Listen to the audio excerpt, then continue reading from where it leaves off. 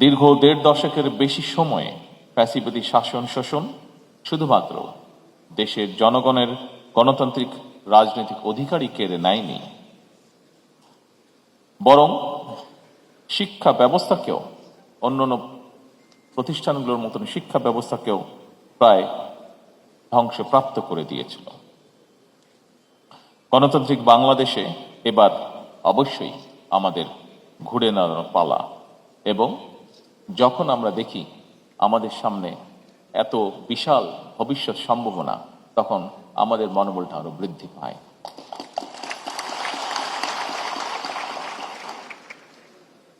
গণতান্ত্রিক বাংলাদেশে আমরা ইনশাল্লাহ অবশ্যই ঘুরে দাঁড়াবো। এবার বাংলাদেশের স্বাধীনতা এবং মুক্তিযুদ্ধ অর্জন থেকে শুরু করে আজ পর্যন্ত ইতিহাসের প্রতিটি বাঁকে যেসব সাহসী মানুষ দেশে গণতন্ত্র প্রতিষ্ঠা এবং দেশ ও জনগণের স্বাধীনতা রক্ষায় আত্মত্যাগ করেছেন, তাদের অবদানকে সম্মান জানাতে চাইলে আমাদেরকে একটি জ্ঞানভিত্তিক রাষ্ট্র এবং সমাজ গড়ে তুলতে হবে।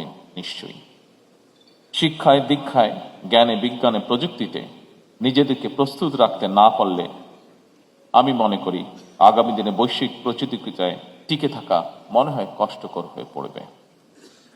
উপস্থিত সুধীবৃন্দ, দেশে আধুনিক এবং প্রযুক্তি নির্ভর উচ্চশিক্ষা বিস্তারে জাতীয় বিশ্ববিদ্যালয় সবচেয়ে গুরুত্বপূর্ণ ভূমিকা পালন করতে পারে, কারণ সারা দেশে জাতীয় বিশ্ববিদ্যালয় অধিভুক্ত কলেজের সংখ্যা ২,০০০-এরও বেশি। এইসব প্রতিষ্ঠানে বর্তমানে কম বেশি ৪০ লাখের মতন শিক্ষার্থী অধ্যয়ন করছে। ইতিমধ্যে ১ কোটিরও বেশি শিক্ষার্থী উচ্চশিক্ষা গ্রহণ করেছেন পর্যায়ক্রমিকভাবে।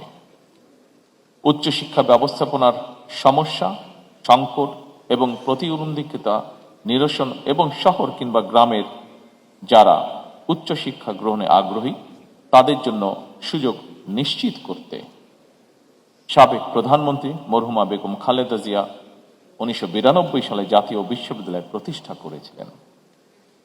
সম্মানিত শিক্ষক, শিক্ষিকা ও শিক্ষিতা বৃন্দ, বিশ্ব এখন চতুর্থ বিপ্লবের যুগে প্রবেশ করছে।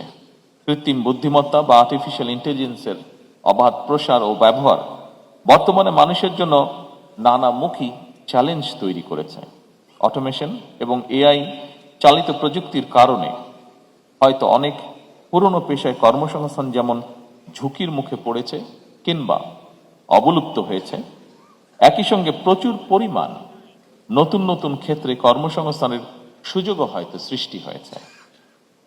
সুতরাং প্রযুক্তিগত বিপ্লব মোকাবেলায় সার্টিফিকেট নির্ভর শিক্ষা ব্যবস্থার পরিবর্তে বর্তমানে দক্ষতা ভিত্তিক, প্রযুক্তি নির্ভর এবং বাস্তব ও কর্মমুখী শিক্ষা ব্যবস্থার গড়ে তোলার মনে হয় কোনো বিকল্প নেই।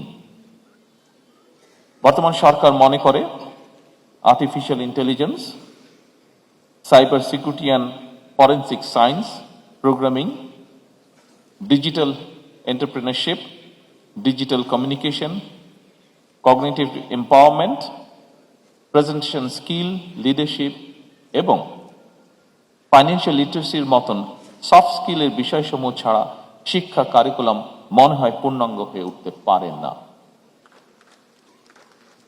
Genetic engineering, biotechnology, quantum computing, industrial internet of things, material science, nanotechnology, 3D printing কিংবা 5th জেনারেশন ওয়্যারলেস টেকনোলজি আগামী দিনগুলোতে এইসব বিষয়গুলি সম্পর্কে উদাসীন থাকলে কর্মে সাফল্য অর্জনও বোধহয় অসম্ভব হতে পারে।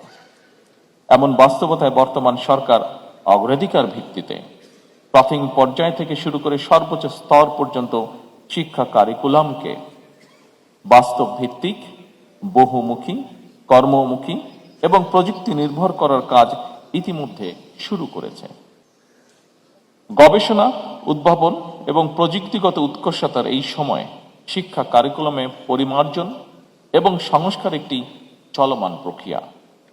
এটি আসার কথা বাস্তবতা উপলব্ধি করে জাতীয় বিশ্ববিদ্যালয় কর্তৃপক্ষ ইতিমধ্যেই জাতীয় বিশ্ববিদ্যালয়ের পাঠ্যক্রমকে সময় উপযোগী, আধুনিক এবং বাস্তবমুখী করার কার্যকর পদক্ষেপ নিয়েছে। জাতীয় বিশ্ববিদ্যালয় আয়োজিত দক্ষতা ভিত্তিক শিক্ষা বিষয়ক শিক্ষক প্রশিক্ষণ কর্মসূচির আজকের এই অনুষ্ঠান তারই বাস্তব প্রতিফলন বলে মনে করি আমি।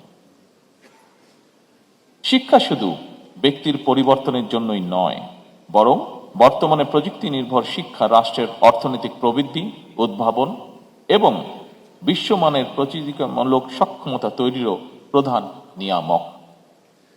ফলে উচ্চ শিক্ষা ব্যবস্থাকে আরো প্রযুক্তি নির্ভর এবং কর্মমুখী করতে ইন্ডাস্ট্রিয়াল সেক্টর এবং বিশ্ববিদ্যালয়ের মধ্যে সমন্বয় বৃদ্ধি, ইন্টার্নশিপ এবং ইন্ডাস্ট্রি একাডেমিয়া লিঙ্কেজ বাধ্যতামূলক করা সম্ভবত এখন সময়ের দাবি। সম্মানিত শিক্ষক, শিক্ষিকা এবং শিক্ষার্থীবৃন্দ, অস্বীকার করার নিশ্চয়ই উপায় নেই প্রযুক্তিগত উৎকর্ষতার এই চলমান সময় শিক্ষা ব্যবস্থার আধুনিকরণ অত্যন্ত জরুরি।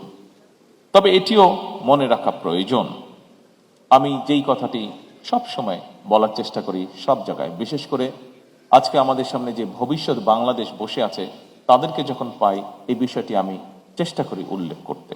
সেটি কি? একজন মানবিক মানুষ হয়ে ওঠার জন্য নৈতিক শিক্ষার বিকল্প নেই। আমি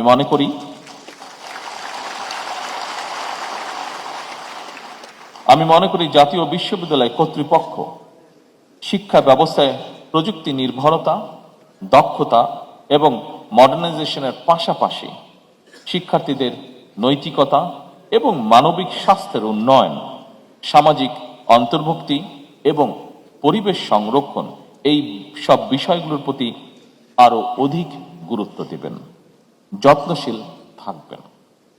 সম্মানিত সকল উপস্থিতিবৃন্দ, উচ্চশিক্ষা গ্রহণ করে প্রতি বছর বিশ্ববিদ্যালয়গুলো থেকে লক্ষ লক্ষ শিক্ষার্থী বের হয়।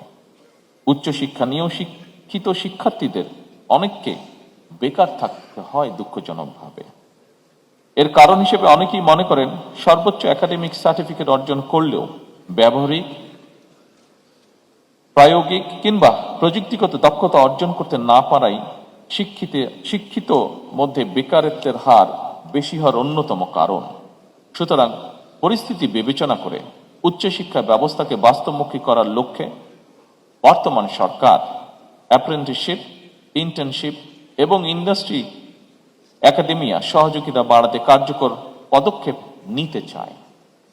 প্রাথমিকভাবে বিভাগীয় শহরগুলোতে অবস্থিত বিশ্ববিদ্যালয়ের সঙ্গে স্থানীয় শিল্প ও ব্যবসা প্রতিষ্ঠানগুলোর সম্পর্ক স্থাপনের মাধ্যমে এই পদক্ষেপ বাস্তবায়ন করা হচ্ছে।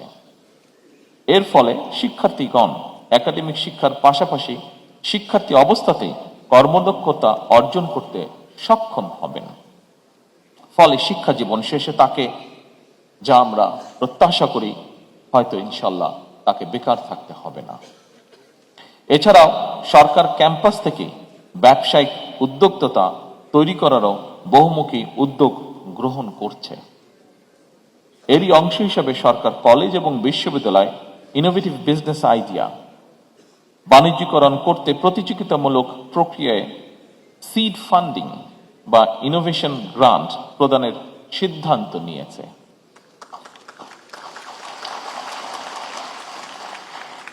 সরকার আশা করে এর ফলে অনেক আগ্রহী তরুণ উদ্যোক্তা নতুন এবং সৃজনশীল ব্যবসায়িক ধারণা বাস্তবায়ন করে দেশের অর্থনীতিতে অবদান রাখতে সক্ষম হবেন। শিক্ষার্থী থাকা অবস্থায় বাস্তব কর্মদক্ষতা অর্জনের ফলে একজন শিক্ষার্থী চাকরির জন্য অপেক্ষা না করে বরং নিজেই একজন উদ্যোক্তা হিসাবে, এন্টারপ্রেনার হিসাবে আরো কয়েকজনের কর্মসংস্থান সৃষ্টি করতে সক্ষম হবেন। সম্মানিত শিক্ষক, শিক্ষিকাবৃন্দ, শিক্ষকের জ্ঞান, দক্ষতা, সততা ও অঙ্গীকারের উপরে শিক্ষা ব্যবস্থার সাফল্য অনেকটাই নির্ভর করে। এজন্য শিক্ষক শিক্ষিকাগণ পাঠদানের পাশাপাশি শিক্ষার্থীদের সামনে একজন রোল মডেলও হয়ে উঠবেন। একই সঙ্গে হবেন সমাজ পরিবর্তনের অগ্রদূত এবং পথ প্রদর্শক। আমরা সকলেই যারা শিক্ষা পেশার সাথে জড়িত নই, আমরা সকলেই আপনাদের কাছে এমনটি আশা করি। দেশের তারুণ্য এবং ছাত্র যুবশক্তিকে যদি প্রযুক্তিতে, জ্ঞানে, বিজ্ঞানে দক্ষ মানব সম্পদে রূপান্তর করা যায়, তাহলে আমি ব্যক্তিগতভাবে দৃঢ়ভাবে বিশ্বাস করি সেদিন হয়তো বেশি দূরে নয় যেদিন স্বনির্ভর, সমৃদ্ধ, স্বনির্ভর বাংলাদেশ হয়ে উঠতে পারে বিশ্বের কাছে একটি রোল মডেল।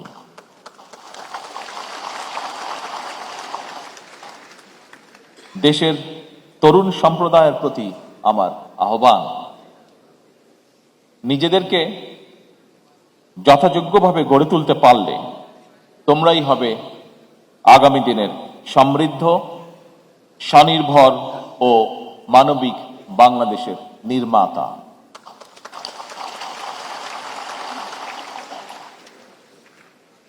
দেশের তরুণ সমাজের প্রতি আবারও আমি আহ্বান রেখে বলতে চাই, প্রযুক্তিগত জ্ঞান অর্জনের পাশাপাশি দেশের আবহমান কালের ধর্মীয়, সামাজিক, নৈতিক মূল্যবোধে নিজেদেরকে সমৃদ্ধ করতে হবে তোমাদেরকে।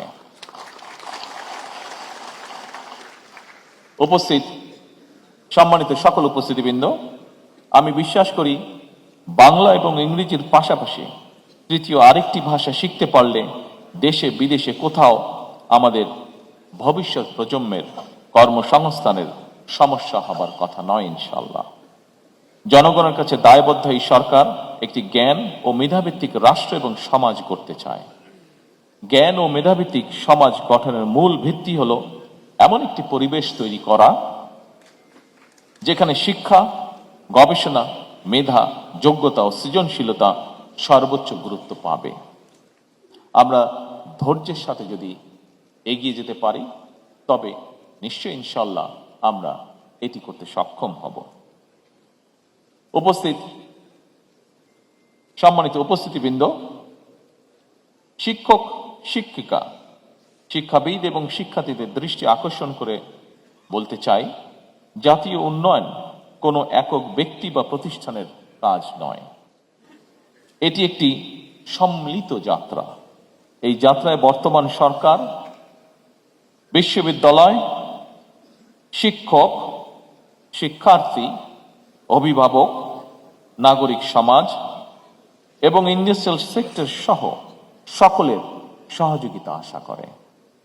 আমি দৃঢ়ভাবে বিশ্বাস করি আমরা যদি ঐক্যবদ্ধভাবে কাজ করি তাহলে আমাদের যে অগ্রযাত্রা আমরা প্রত্যাশা করি সেই অগ্রযাত্রাকে কেউ ইনশাআল্লাহ রুদ্ধ করতে পারবে না।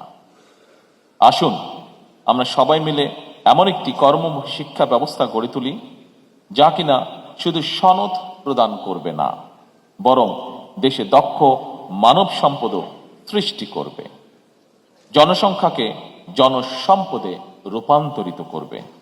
শিক্ষা শুধু চাকরিজীবী তৈরি করবে না, বরং তৈরি করবে নতুন উদ্যোক্তা। শুধু অর্থনৈতিক প্রবৃত্তিই নয়, সামাজিক রূপান্তরের ভিত্তি নির্মাণ করবে। শুধু ব্যক্তি বা গোষ্ঠী নয়, জাতীয় সমৃদ্ধিও ত্বরান্বিত করবে। এই প্রত্যাশায় জাতীয় বিশ্ববিদ্যালয়ের সার্বিক কার্যক্রমের সাফল্য কামনা করে আমার বক্তব্য শেষ করছি। আল্লাহ হাফেজ।